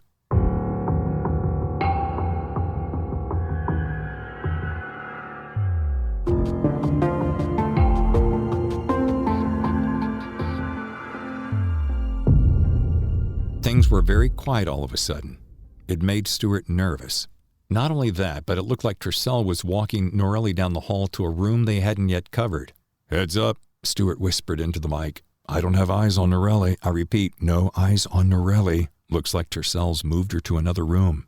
"Copy that," Steve replied. "I'm moving out. I'll travel along the south side of the house. Repeat, Steve moving to the south side of the house." "Copy. I'll move north. Jackie will cover the east and remain in the trees. Repeat, Stuart moving north. Jackie covers east." "Copy," Steve said, climbing out of the van. McLeod chimed in. "And I'm staying locked down in the van." Chapter 92. Inside Out. Why Tercel suddenly decided to move me to another room, I had no idea. But he gave me a robe and secured me to a chair which faced French doors that looked out onto a courtyard. Across the room, he pressed a button under the lip of the desk, and a paneled wall slowly opened, revealing a bank of large television monitors. "If anything happens, at least I'll see it first." I quickly surmised the top 8 monitors were cameras that pointed in all directions, providing a 360-degree view of the entire property. The next 8 covered the front gate and front door, the kitchen door, as well as one that faced both outside and inside the 4-car garage, as well as the courtyard I was facing, which included the patio just outside the master. The final camera was high atop in a palm tree on the southeast corner of the property. "When I went to the bathroom earlier, I checked all the cameras," Tercel said with a sneer, "and that's when I saw your partner in the trees just outside my bedroom. I also spotted your van parked on the street. And knowing these vans aren't allowed in the neighborhood after 5 o'clock, plus the fact that no one lives next door, and I know the gentleman across the street who, like myself, has satellite, it was easy to see the phony play. On the upside, looks like your team came prepared." Tercel reached in his desk drawer and took out a black 6-hour P229 and a large hypodermic needle full of a yellow fluid. And as you can see, so did I. My blood ran cold. "Darius, can I ask you just one more question?" He shook his head. "Darius, I need to know if you killed every one of those people." He stopped and frowned. "What people?" "Let's start with your father." "Heavens, no. He was my idol, my hero. I would never hurt him. But your mother..." "She was a tormenting bitch," his voice bouncing off the tall windows. "She was never happy, always nagging my father, and eventually drove him to his death." Staring at the wall of screens, he mumbled, "Good riddance. But all of those others, you must have..." "Stop. That's the past, Patricia. We're in the present. Time to move on." Just then I saw motion outside my peripheral vision. "Now, where was I?" he said, approaching the screens. "No one can get in or off the property without my being able to see them. And this," he nodded toward the gun and needle, "should be just 2 of the things that help us get away without a hitch." For the first time, I didn't see a way out. "Here's what we're going to do," Tercel began, stepping behind me to roll the chair across the floor. "You're going to be my security blanket, right in front of me. They won't shoot at me for fear of hitting you. Also, I have this tasty little cocktail of sodium thiopental, pentobarbital, and pancuronium bromide, otherwise known as a lethal injection. I won't bore you with what each ingredient does, but suffice it to say it takes 1 injection. Within 30 seconds, you're dead." As brave as I thought I was, I wasn't. "Why are you doing this, Darius?" "Oh, that's a good question, Patricia. I suppose perhaps because even though the case is closed, you know as well as I do, your people won't let it rest. You have a reason you must bring me down, and frankly, I can't let you. I understand how you feel, and honestly, you can get away with this, Darius. I'm serious." As sincerely as I tried, his expression said, "You're full of shit. Look, the one piece of the equation that must remain intact is me. You kill a cop in Los Angeles, they'll turn the earth upside down to bake you, especially when both my father and brother get involved. Are you kidding? I know who your family is. So what do you say? How about..." "Stop! If I thought you really cared for me and would actually be with me, I would do anything, and I mean anything in the entire world to make that happen. You have my word." His expression was oddly precious, part scared boy, part desperate man, but in the oddest way, I was drawn to him. "But you don't, and I can't, because it won't work." He placed the gun in the waistband in the small of his back, secured the syringe in his left hand, and picked up what appeared to be an oversized house phone while rolling me into the center of the hallway. From this vantage point, we were both able to see the front and back doors, the courtyard and kitchen entrances, while still being able to see the bank of monitors in his office. He pushed a button on the phone, and as he spoke, the loudspeakers in the four corners of the house sounded. Hello, friends, and welcome to my beautiful home. I can see all of you right where you stand. Or as the case is, for one, sitting in the van 2 doors away. So please, wait right where you are for further instructions, and thank you. Chapter 93. Outside In. McLeod barked from inside the van. That fucker! He was sure he had calculated everything. That made him nervous, and he didn't like being nervous, especially with his boss in the crosshairs and his ass in a sling. No shit. Steve shouted into his microphone. He wasn't used to making mistakes. Never in the service, never at work, and rarely in his personal life, because it felt like weakness, and at the moment, he was feeling weak. What the hell? Stewart whispered loudly. He knew a good deal of the success or failure of this mission rested on his shoulders, and he was damned and determined to make things right, for Pat, for his team, and for himself. Fucking cockblock. Jackie growled into her mic. She was protective of her family and friends, and if any of them were ever in danger, all bets were off. Having served in Afghanistan, Steve saw it as a no-brainer. We barge the door, give him a tap, tap, tap, and save the girl. McLeod was pissed. I should have chosen a different van. Jackie pictured her brother and was enraged. Mierda. And Stewart felt the complete heft of the situation. No one is going to die on my watch. With minutes ticking, nerves racking, palms sweating, and Norelli in way too deep, the team knew they had to kick things into high gear.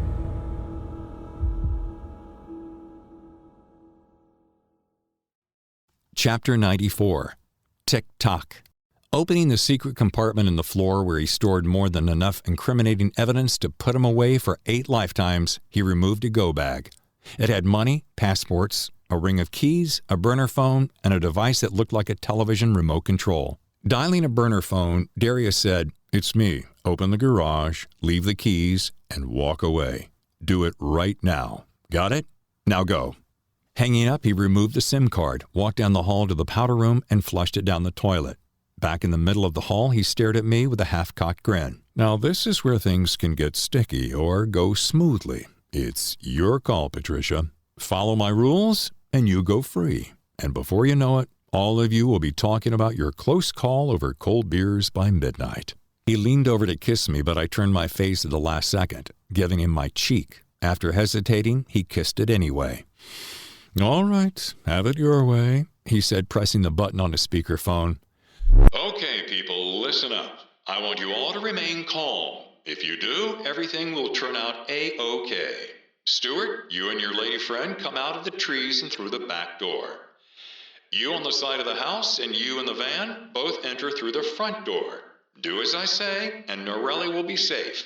If not, it won't be good. He turned and pointed the phone at my face. "Assure them that you're safe, but that if there are any stupid moves, you'll be dead before you hit the ground." He placed the phone in front of my mouth. Hey guys, it's me. Like he said, come in, and when you enter, place your guns on the floor and slide them to the center of the hallway. And please, please, don't be a hero. Within 30 seconds, the front and rear doors slowly opened simultaneously. Each person carried their gun by 2 fingers and laid them on the floor. "Very good. Now each of you, kick them toward me, slowly, carefully. See the syringe nearly piercing Detective Norelli's neck? All it takes is an ounce of pressure, and she's dead.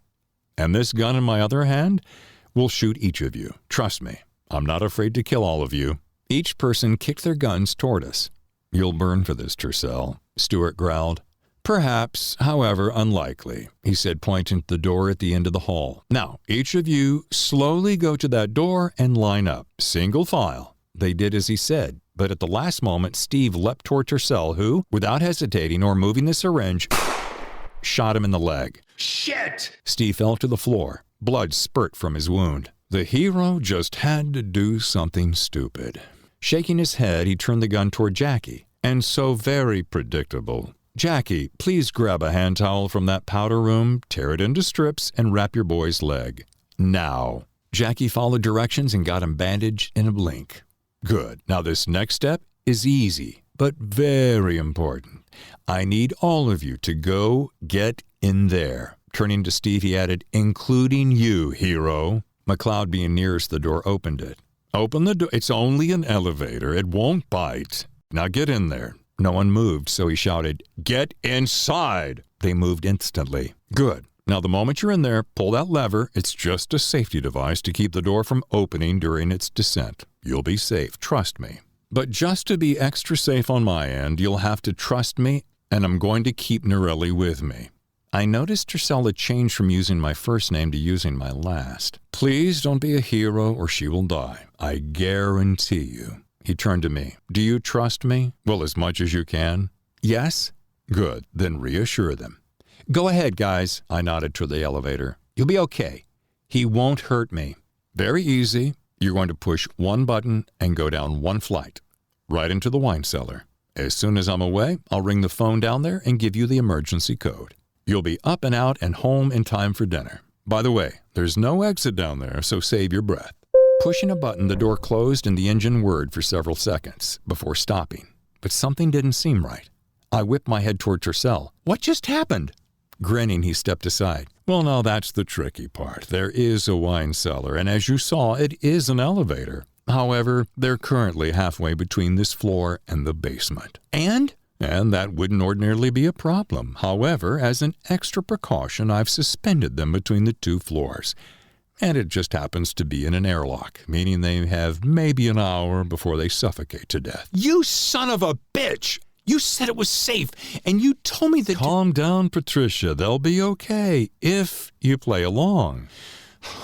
Tell me what will happen now. Well, first of all, and I wish we could have done this so much differently, but we can't. I'm going to leave, locking the doors behind me, thus making it impossible for you to get out. He then placed the syringe at my neck. I instantly began to sweat, mainly because you're going to take a nice, long nap. No, Darius, please. I've done everything that you've said. Patricia, your friends will be safe soon enough. I've hidden an extra phone, and when I'm away, I'll ring it, give them a code to unlock the elevator, and all will be fine. But you said that you— I know, love, he said, kissing me on the mouth. I said a lot of things, many of which were mostly true. Darius, please, isn't there any way we can work this out? He only grinned. Please don't kill me. Enjoy your nap. Please, Darius, I'll do anything. I'm sure, he said, inserting the needle into my neck, pressing the plunger. Chapter 95. Great Escape. Inside the elevator, all four listened, hearing nothing. Looking from one another, their faces showed fear. We're stuck between floors, Stuart said. And if I'm not mistaken— What? Jackie said with wide eyes. Nothing, he said, looking at the floor. What? Jackie, now panicked, screamed. McCoy sighed. Could be an airlock. Her eyes opened wider. Which means? Steve chimed in. Could mean we have only so much air. Holy shit, Jackie whimpered, sliding down the wall. What a shitty way to go. Stuart looked at the only two buttons, foyer and cellar, then clenched his jaw. No windows, no handles, no vents. But there was a panel, and he yanked it open. It held an emergency phone. However, it had been unplugged. There was a speaker inside the panel, but no way to speak. Damn it! Upstairs, Darius waited to be sure she was out cold and grinned at the distraction of their banging inside the elevator. Taking a knife, he cut the zip ties, lost the robe, and carried her into the bedroom. Carefully positioning her, he tweaked her placement for the ultimate picture before clicking a series of shots. Taking several steps back, he inhaled the moment, swelling with thoughts. There'll be another time for all that, he whispered, turning off his camera. Stopping at the door, he turned to admire his handiwork. See, I'm not an evil prick after all. No suicide for you, Patricia. Blowing a kiss, he returned to the foyer and gathered his things. As soon as he was outside, he used the remote to open the garage. Pushing another button, every door around the entire house locked. Using the last button, he opened the front gate. Entering the garage, he tossed his bag on the seat, got in, and pulled to the end of the driveway before stopping to look back at the house one last time. Thanks for the memories, Mom. After he had traveled a couple dozen blocks, he pulled into a driveway, keyed a code, and the gate opened. Around back, he entered the middle of 3 bays and parked. Taking out several stacks of hundreds, he tossed them and the keys onto the front seat, then closed the garage. In the next bay, he got into a new Cadillac STS and drove away.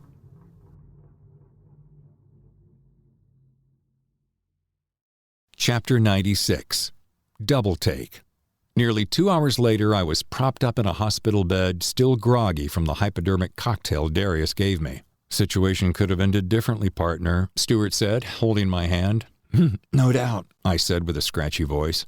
Jackie stood guard at the foot of my bed, shaking her head. Damn straight. Thought we were all going to die in that freaking elevator. But you didn't, thanks to Mr. Gadget figuring out a way to hack that elevator phone, I grinned, adjusting the pillows to get more comfortable. Yeah, my hero. The air was getting thin in there, Jackie smiled. Where is McLeod anyway? Downstairs waiting to see how Steve's doing. Yeah, it was crazy.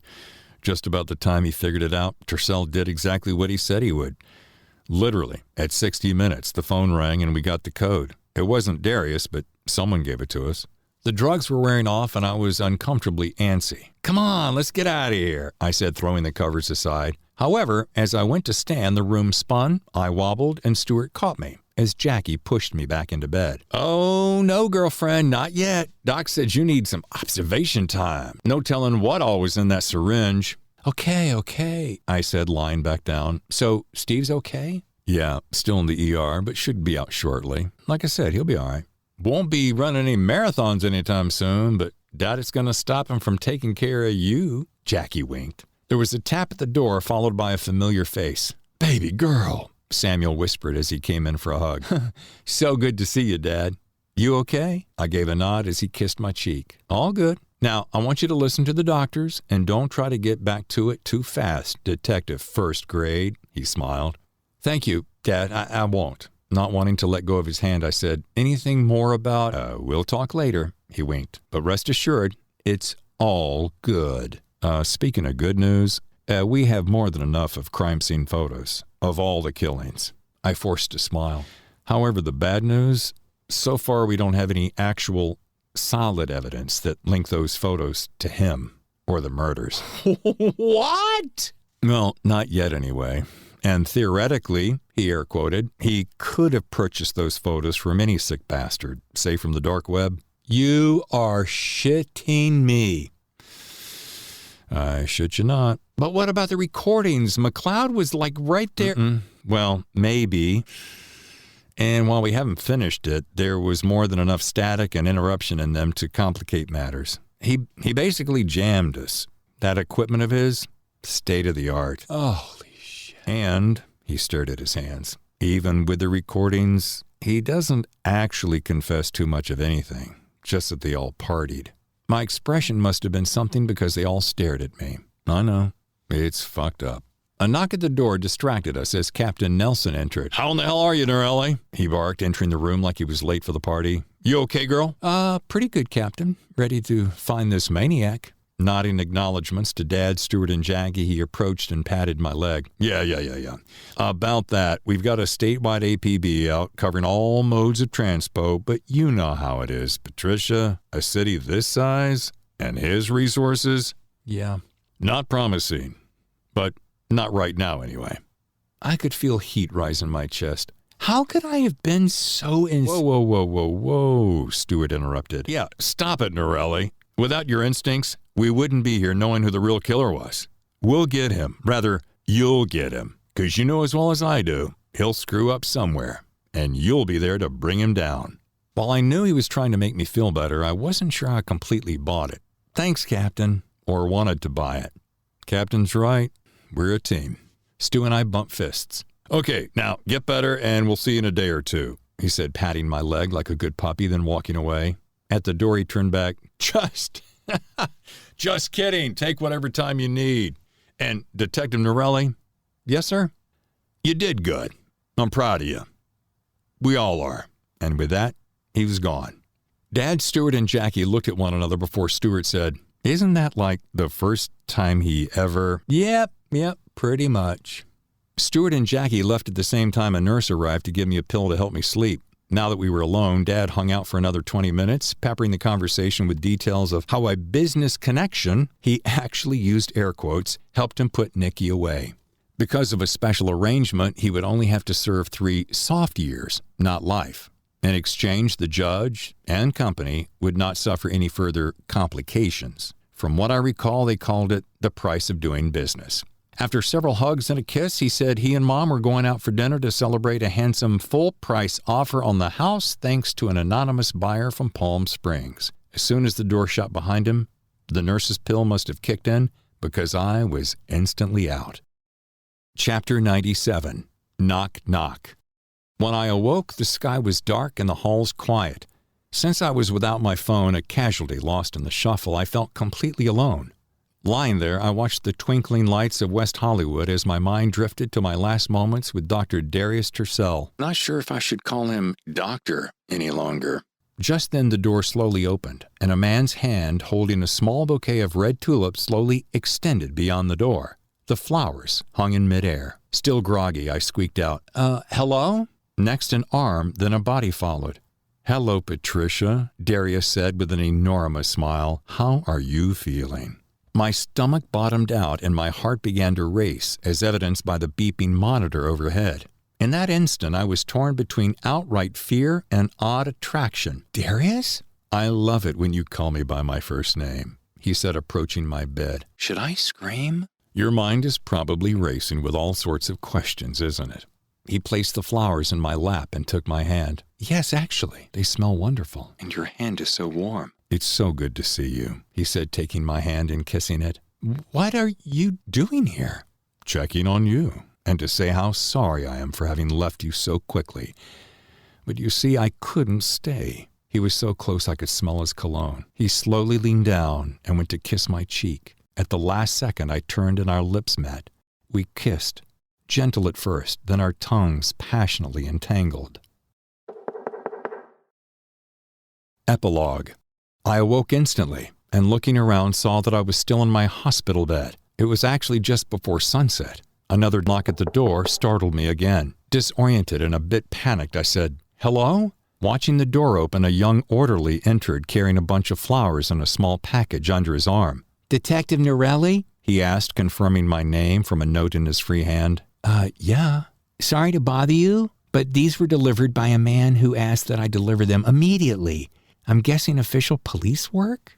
Confused either by the dream or the drugs, I wondered if he was asking or stating. Okay, was he a police officer? Was he in uniform? And what did he look like? Did he give a name? No, I don't think he was an officer. Well, he wasn't wearing a uniform. He was kind of tall and fit-looking. Handsome, I guess. And? And what was the last thing he said? A name? Oh, just a first. I'm guessing. He said, tell her it was from, he looked down at the paper, Darius? Suddenly it felt as though my head had been shaken like a glass snow globe, and the snow inside was tiny bits of firm facts mixed with lucid dreams. It took me another minute to shift from dream to reality. Clearly uncomfortable, the young man looked around, then put the flowers in a water pitcher on a nearby stand. Handing me the package, he said, I'll see that you get a fresh pitcher of water. I work downstairs in the gift shop. Have a good night. After the door closed, I sat staring at the package. Is it a bomb? Doesn't feel like a bomb. I pulled the tab open and slowly removed the book, Men Are From Mars, Women Are From Venus, by John Gray. You've got to be kidding me. Opening it, I saw it was actually a different title, and removing the dust jacket, found the well-marked book, Hypnoanalysis, by Louis R. Wahlberg. A chewed-up yellow pencil marked a dog-eared page. I began reading the highlighted section. In some patients, particularly compulsive neurotics, it may be advisable to induce the patient deeply during the first session. Compulsive patients are often impressed with the changes occurring in themselves and not knowing what to expect next cannot marshal their hypnosis the first time, but thereafter, and knowing what to expect, can resist. Once in a deep trance, post-hypnotic suggestions may be made that will cause them to enter into a much deeper, manageable state. What? I mumbled, staring at the book, half expecting it to answer. Turning to the front, I found an elegantly handsome thank you note tucked into the seam. My name was handwritten on the front in fountain pen. My dear Patricia, I hope you enjoy the flowers in this book. The secret powers within have served me well over the years. You must know how much I enjoyed our time together. I am equally sad as it was much, much too short. I trust you learn things about yourself as you are an exceptional patient, so quick to learn, so willing to dive deeply. That spirit of teachableness is hard to come by. I feel certain that in time you will come to see just how much you will have adapted to ideas of which you had no conscious awareness. Be prepared for all sorts of revelations. Speaking of which, if you find yourself needing a good therapist to handle your PTSD, I can make an excellent recommendation. He's a good listener and even makes house calls. In the meantime, I am moving far from the grasp of you and your comrades. Guess that makes me your own personal unsub, doesn't it? I'm sure you will have plenty of other cases which will require your attention. Your captain is bound to be impressed with his star protege. By the way, as a parting gift, I lent a gentle hand in one of your business matters, the one between you, your father, and some persons of ill repute. Let's just say I have friends in odd places, and your friend will no longer be a problem. Your father can retire with a clear conscience, and your family can rest easy, as it seems Nicholas couldn't take the idea of prison and had an extreme case of claustrophobia and hung himself. Tragic, isn't it? Until we speak again, may you find great success as a first-grade detective. You will always be first class in my book. I hope your father enjoys retirement, your daughter enjoys school, and you and Steve have fun together. Sorry about his leg. If you fancy a getaway, be sure to look me up. I'll be the tan, long-haired surfer walking the beaches of Australia and looking for the one true love who got away. All my love, Darius. Letting out a long, cleansing breath, I allowed my emotional mind, the one fighting to conceal a smile, to battle my monkey mind, the one fighting to suppress anger. It would be important for me to find a way to come to terms with knowing innocent people died at the hand of a psychopath. And while that maniac could have taken my life, yet chose not to, he also awakened something in me I may not fully understand for quite some time. After several moments, my body relaxed and my focus drifted away like the day's diminishing light. In that serene moment, I knew I had given it my all. And yet I still found myself hoping for a second chance to find the doctor and to beat him at his own game.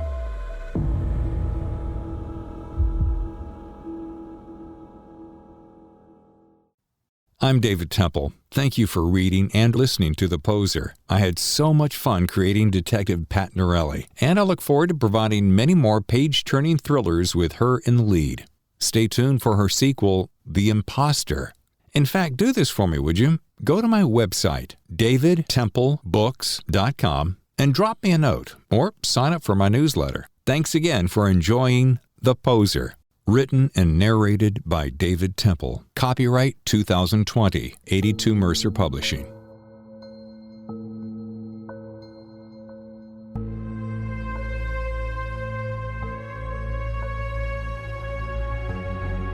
Thank you for listening to the audiobook version of my thriller, The Poser, starring rookie detective Pat Norelli. I hope you enjoyed the final chapters of the novel. This does wrap up all 4 segments for the month and all 98 chapters, free for you. Now, that does put a wrap on that special edition, but I would like to say, if you'd like to see what happens next, please consider picking up your copy of The Imposter, available now in most fine retailers. A quick programming note, please join me this Friday, September 3rd, when my special guest will be the co-writing duo of Andrews Wilson, a.k.a. Brian Andrews and Jeffrey Wilson, the authors of the Sons of Valor series, the Shepherds series, among many, many others. I had the honor of having them on my other podcast, Naked Monday, but given I've launched a new podcast all about thrillers, I thought it only fair to bring them back. Besides, they're not only great writers, but terrific guys who've become friends, and I'm stoked to have them on. Again, thanks for listening. I hope you enjoyed The Poser, and I'll see you next time as we get in the Thriller Zone.